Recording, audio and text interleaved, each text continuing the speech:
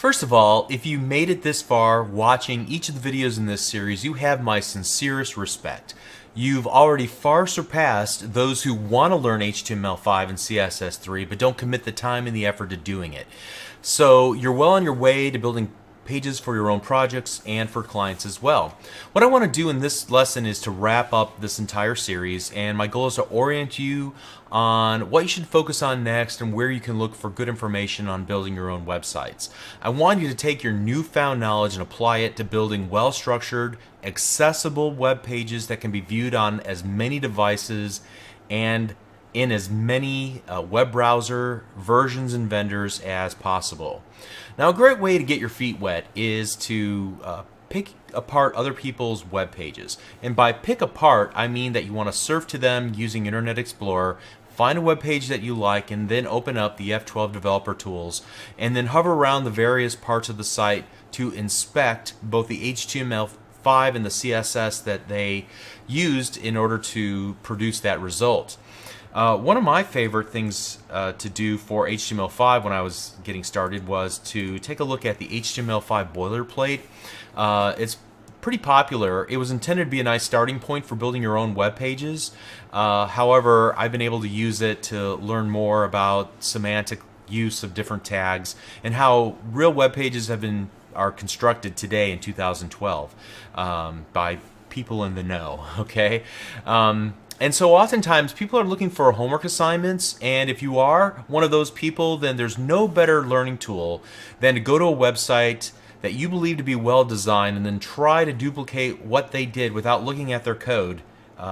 Now, invariably, when you start out, you're not going to be able to duplicate what they did. So then that's a great opportunity to point you specifically at those areas that you're getting stuck on. Use the F12 developer tools and say, well, how did they accomplish that? And little by little, you'll begin to understand the code that is required to pull off some of the amazing effects that people are able to do on their web pages.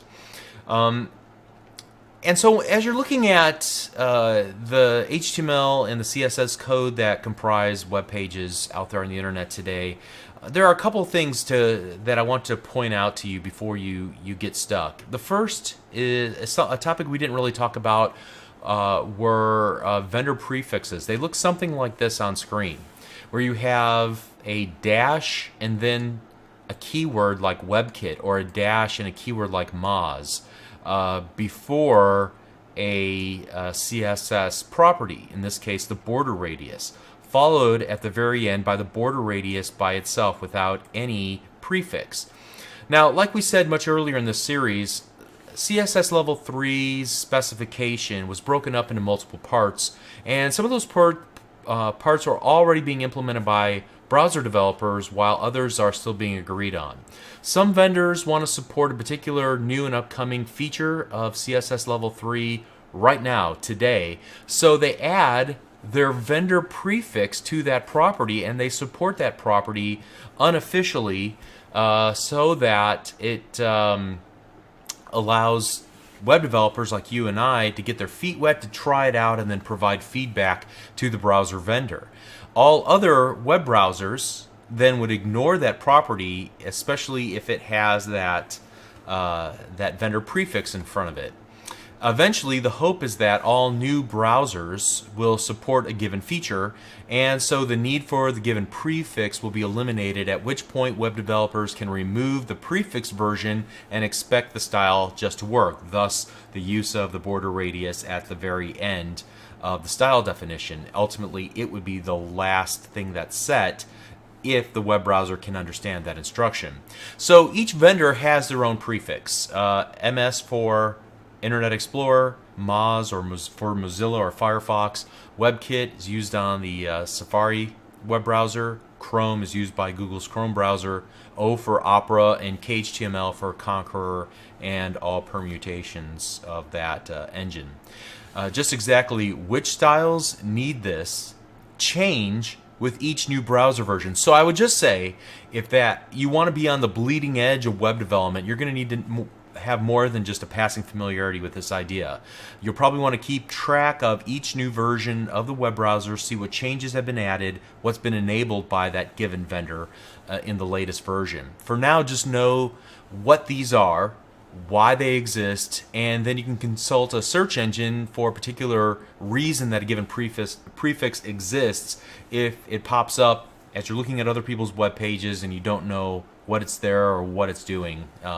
It's a great way to force yourself to learn it, is when you come across something you don't recognize, stop right then and do a quick search for it, come to at least some familiarity with it, and then continue on.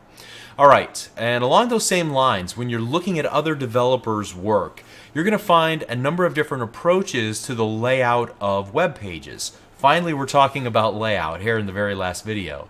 Layout, as I've said a couple of times throughout this series, has always provided designers with a particular challenge.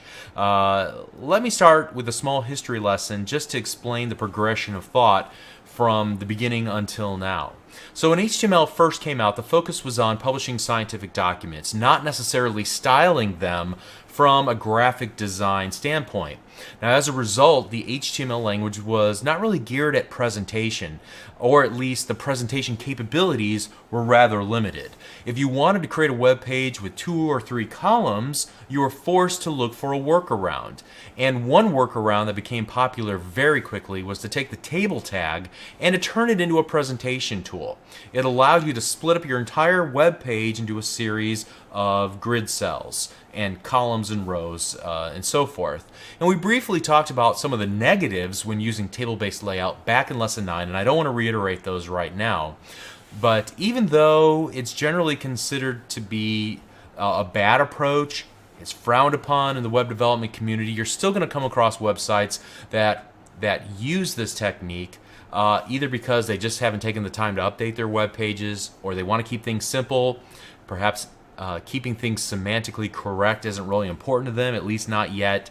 I would suggest that they've really limited themselves now that smaller screens for portable devices have become so prevalent. Next up, designers then attempted to use the div tag to create a series of boxes, then use the float CSS property to float those boxes up next to each other, either left or right. In this way, designers could create columns and sections and so on in their web pages. Now, the problem with this approach is that it limited the web pages, it littered the web pages with dozens and dozens of div tags. In fact, somebody coined the phrase divitis as if it was some sort of sickness, okay? In fact, there's lots and lots of web pages that still take this approach. A few divs in an HTML5 web page is just fine, as we talked about way back, I believe, in lesson number 6 or 7. But semantically, the web page should attain for more clarity than simply saying that everything in this page is a generic division, which is the implication by using the div tag. Today, there are better, more reliable ways to lay out web pages. I'm going to feature those in just a moment. Now, as you look through the code of well-designed sites, undoubtedly you're going to start to see some CSS file names repeating themselves site after site. The reason is that there is a healthy community of open source cascading style sheet frameworks, I guess you could call them, or CSS helpers, files out there that somebody else created that everybody else borrowed from, all right? So I just want to take a moment and review some of the most popular and briefly discuss and explain what they do at a high level and where to look for more information. So probably the most popular CSS file out there is the reset.css. It was created by Meyer, I forgot his first name. However, essentially what it does is, as he explains through here, is that it zeroes out virtually everything. Take a look at it. Every single tag, it sets the margin, the padding, the border to 0, the font size to 100, inherit whatever the default font for the browser is, and vertical align baseline. And then he does some other things like set line heights and so on. But essentially, it zeroes out everything. Now, in response to that, somebody created the normalize.css, and it focuses more on overriding just those default styles across browsers that are inconsistent, but it preserves many of the default stylings so that you don't have to restyle everything from scratch the way you would if you used the reset.css. Moving on and continuing to talk about layout itself, what do we mean by layout? We're talking about the positioning of major sections of the web page on the screen. And as we talked about a moment ago, there are many challenges to layout, including different screen size resolutions. And new screen resolutions for mobile and tablet based devices have complicated this even further. Through the years, there have been a number of workarounds and hacks to make it work. Many times there would be downsides to a given approach. So again, the table approach, like we talked about a little bit earlier. If we want to be true to the semantic reason for the table, we should avoid using the table for layout. The fundamental problem is that CSS has never attempted to provide a definitive means for laying out web pages.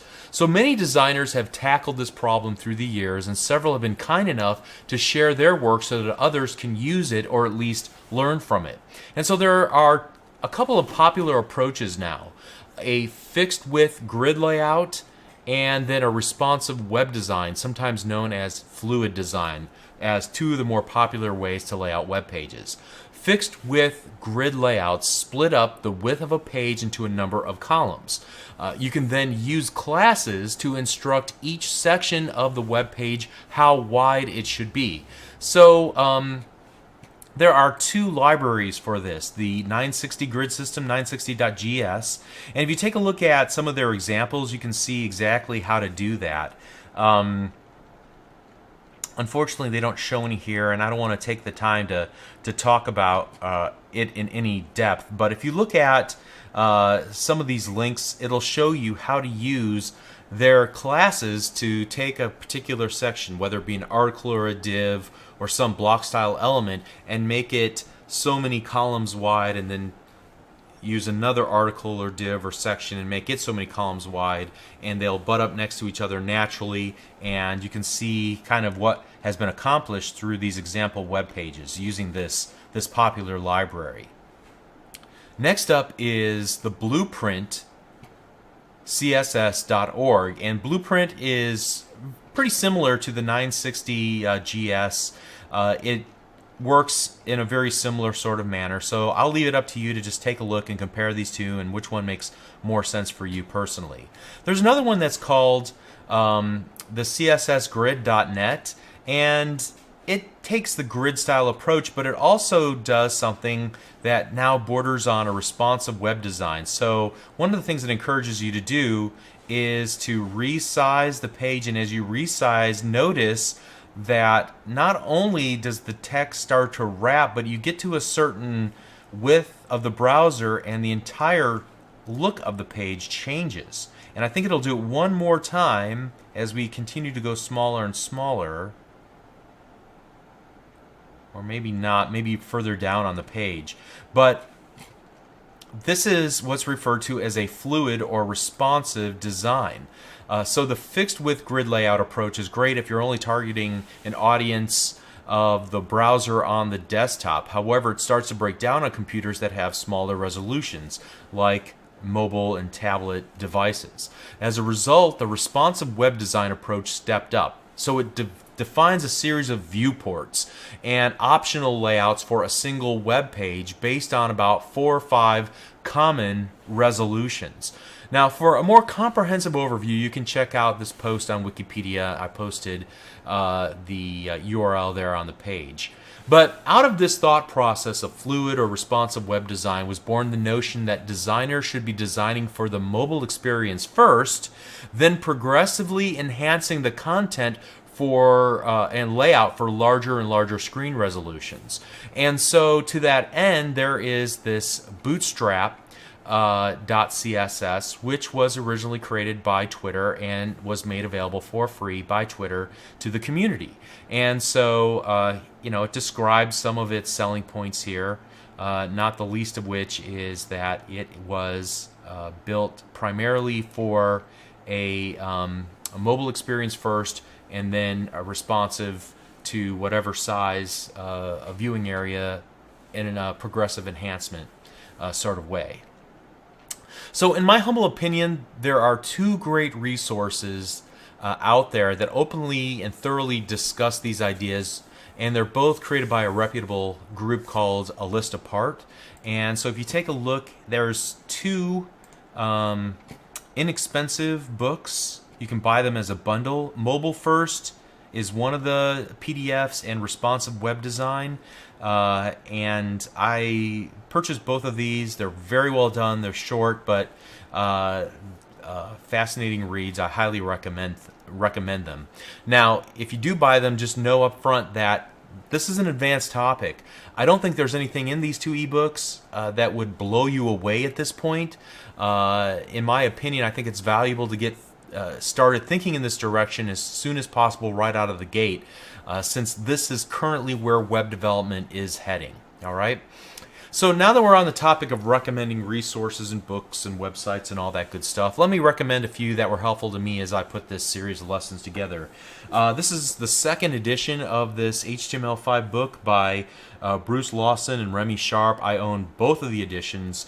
It has been really well written. It's really focusing on the differences between HTML and HTML5, so the previous versions versus what's been added in the newest versions, and it also talks about things that are not even supported by most browsers just yet, but extremely helpful resource.